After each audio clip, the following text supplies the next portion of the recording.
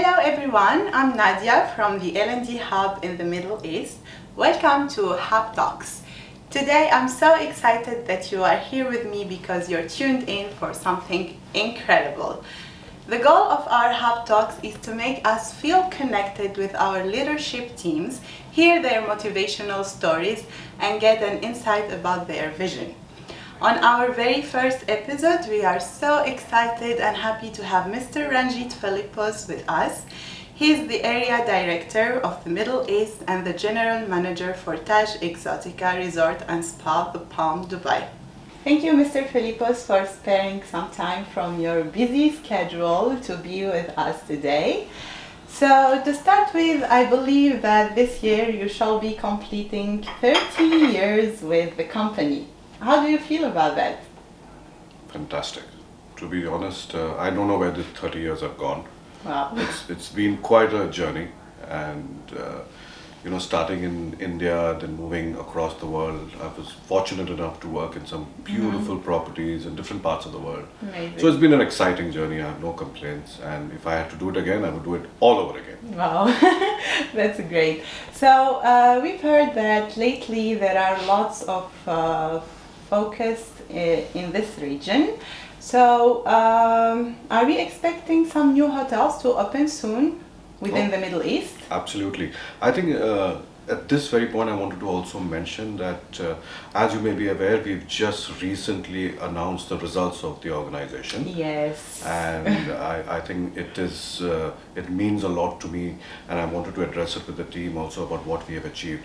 As an organization, as a company, we have done 10,000 crores in revenue. That's amazing. We've done 1,000 crores in profitability. Wow. We have almost 260 hotels that we have sort of signed up and are in the process. And most importantly, we won the world's strongest brand, hotel brand, yes. and India's most strongest brand. I mean, those kind of recognition, those financial results are absolutely incredible. That's amazing. And a lot of that credit, I think, goes obviously with the senior leadership of our organization, but mainly for those people on the shop floor, and what they have done, how they have brought in Tajness, how the resilience, the perseverance, and what we have achieved last year is something to be incredibly proud as an organization. What that also does is puts pressure on us now to sort of maintain it, sustain it, and even do better next year. So I just wanted to put that in. Sorry for not answering your question directly, but to answer your question, yes, as you know, in the region we already have 3 that are up and running, and we have our 4th one which is under construction in Dera. We have our 5th one which is under construction in Mecca, and we also have our 6th one which we just recently announced and signed in Diriyah in Riyadh. The team and I are also now looking at various other opportunities in the Middle East. And we are in various conversations in different cities like Medina, we are looking at Oman, we are looking at Bahrain, Jeddah of course. So yes, very exciting times, some openings which are in the next couple of years and some that we will sign and do further to that. That's brilliant. So I believe this is about the great time and the right time to be part of the company and to explore new career and opportunities within this region. So now we have 3 hotels currently in our portfolio. So what's your vision for these 3 hotels? I think the vision is very clear. I think we are part of a great organization, starting with the Tatas and then Indian Hotels Company Limited. We are, in my opinion, custodians of Indian hospitality, and it is critical for us to spread that hospitality and that Tajness, as we call it, all across the region. And as we grow and expand, it is even going to put that much more pressure on us to make sure that service that we provide, the product that we have, the food that we do is on top of everybody's mind and is number one. So my vision would be firstly to be very profitable, to make sure that our guests leave with fond memories. And I always say, excellence is a journey and not a destination. So we need to constantly do it over and over again, and we need to do it right. Mr. Phillipose, how do you manage to get Tajness within the region, within the Middle East? I think the first thing is we have a good base of our Indian associates, and a lot of our Indian associates have sort of moved from India. So they bring in that Tajness from there. Yes, that's true. Then the other part of it is we have such a fantastically diverse workforce. You know, across our 3 hotels, we have almost 43, 45 nationalities, which also then bring it. Now, the moment you merge that, I think Tajness comes from there.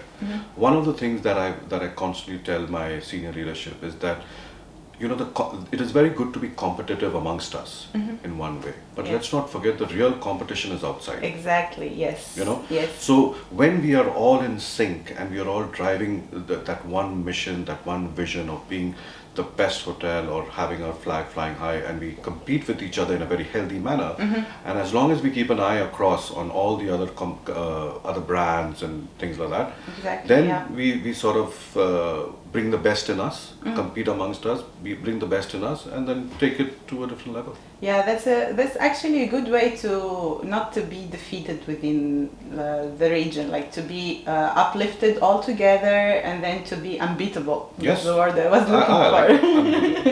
Yes. So actually now everybody, all our associates and colleagues are listening to us. So do you have that one message that you want everyone to hear from you? I think the most important thing is spread the culture of Tajness, point number 1. Point number 2, everything we do, we should do it for our guests.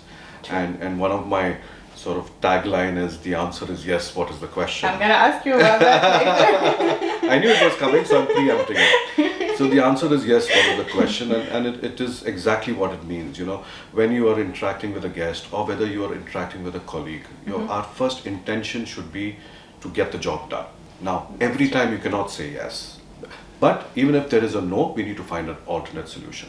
And it is as simple, you know, and I think our job is very, very simple in what we do. If you take every guest that walks into this hotel as somebody coming into your home, you will do anything for them. True. You will make sure they have a comfortable stay, you'll make sure they have the best food, you will look after them, you'll make sure their room is clean. It's simple what we do. And we just need to do it consistently, and we need to do it with finesse.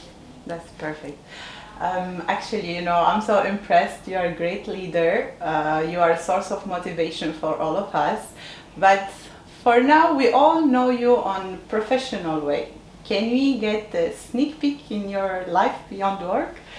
Like, for example, what do you have for breakfast, or what's that secret ingredient that nobody knows about it?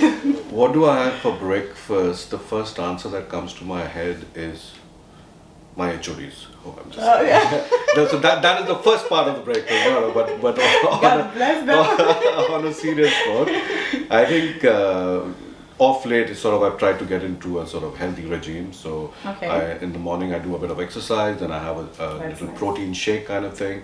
Then I try and sort of manage what I eat. So around 10 o'clock I'll have about 10 almonds. Then in the afternoon I'll have another shake. In the around 3, 4 o'clock I'll have maybe a banana or something like that. And then in the evening, you know, my wife is quite strict, so in the evening I get some salad or a piece of fish or a chicken or something. So that is what I try and do 5 days a week. But then what happens is the weekends come. And when the weekends come, that is when you come to know me. So I'm a foodie by habit. I love my food. I love trying different cuisines, and that also sort of directly links into my passion of traveling. So that is the other thing. So the insights I would give is, I'm a foodie. I love trying new restaurants. I love traveling. I'm a big cricket fan, and and so I'm so constantly I watch whatever game I can, and obviously football. You know, having sort of lived in London and UK for many years, I follow Manchester United. Even though they're not doing too well, I'm still an ardent supporter. I believe that they can do it. That's great. Thank you so much, Mr. Phillipose. I'm so grateful that you spared some time for us today. This was so incredible to have you, to hear your foresight for the region. I wish you the very best, and especially for the upcoming event that you are having. So good luck, and we will see you soon. Oh, thank you, and thank you to you guys for doing this and giving me the opportunity to talk to the entire team.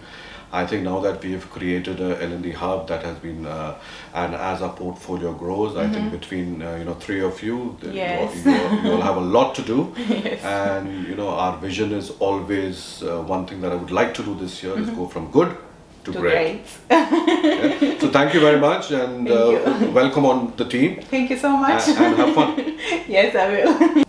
Thank you everyone for listening to us. This is just the beginning of Hub Talks.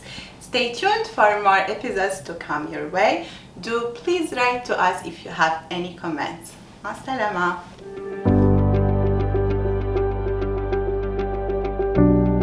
I'm Nadia from the Middle East Hub. Welcome. Check. Our general manager for the Taj Resort Exotica. Hello.